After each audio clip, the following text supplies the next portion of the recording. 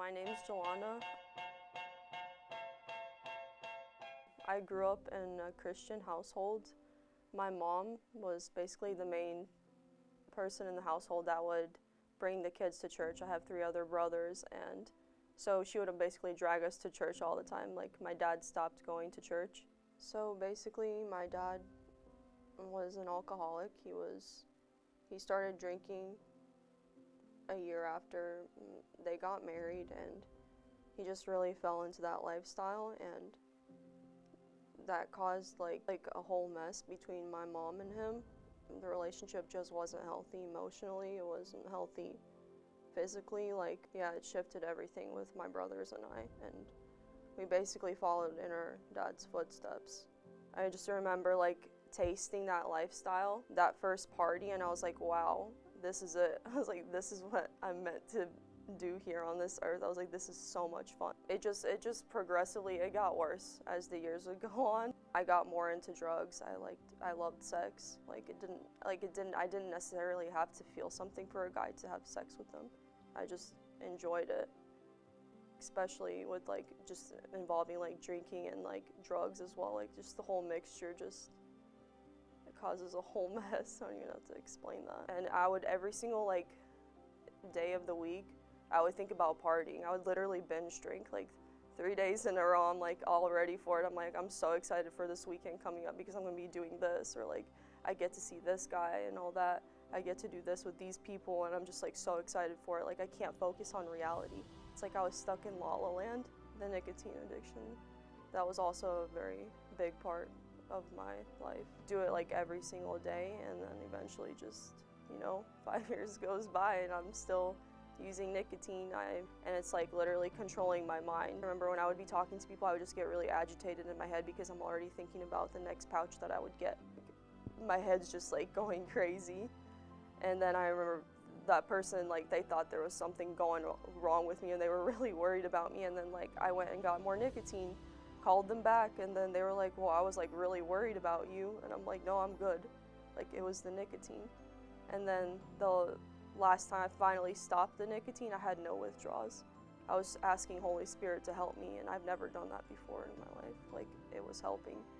I was just shocked because I literally thought I would have the worst withdrawals possible, but no, God was helping me the whole time. At the beginning of KDC coming here, I absolutely hated it. I did not like the worship or anything, especially those joyful songs with the dancing and all that, just waving flags and everything. I was like, oh my gosh, this is just not it for me. I was ready to leave every single day. There was this trip coming up on New Year's that some KDC girls and some girls outside of it planned to go to a Revelation church in LA with Prophet Lobi.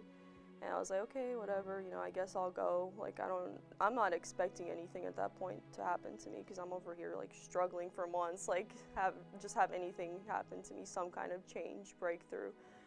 And I remember this one song pops up on the service, on the worship part of the service, and it's what is it called? It's you're moving your feet. It's get up out of that grave. That one song, I absolutely hated it before, yeah. So that one started, I think it was that one. It started playing, and I'm just slowly moving my feet, and I'm so uncomfortable at that point, but it's I'm trying to continue, but I feel I'm stuck at the same time. I'm about to just stop moving my feet because I feel so awkward. I feel everybody's looking at me and all that. And then I guess, went past myself, and I was like, no, I'm just gonna keep moving my feet. And I just get more into the dancing, and then by the time I realize it, I'm over here dancing all over the place with everybody around me. I'm like, oh my gosh, this is so much fun. I remember turning to a friend, I was like, wow, this is a lot of fun. I don't know why I didn't do this before. And then after that, I finally felt some joy in my life because I felt so numb for so long. I felt absolutely nothing for nobody. Didn't feel anything. I hated it. And then after that, I realized that God really was working behind the scenes on me. I never understood that phrase before. I was like, how is he working on me? But the whole time, I was changing, after that, I realized I was like, I'm starting to love this lifestyle too. Like, I actually can learn to love it, but it's a process. One suggestion I would give, I would say find a good friend, like someone that you can trust, that can at least point you in the direction that you should go. And from there on, just like, I didn't realize one of the most important things is definitely community, because you have so many people around you that can help you, like, where else are you gonna go, you know? They're all around you. So definitely find a community and a good church that you feel like you can actually be vulnerable in, like, with the right people that won't judge you. That's what helps you grow.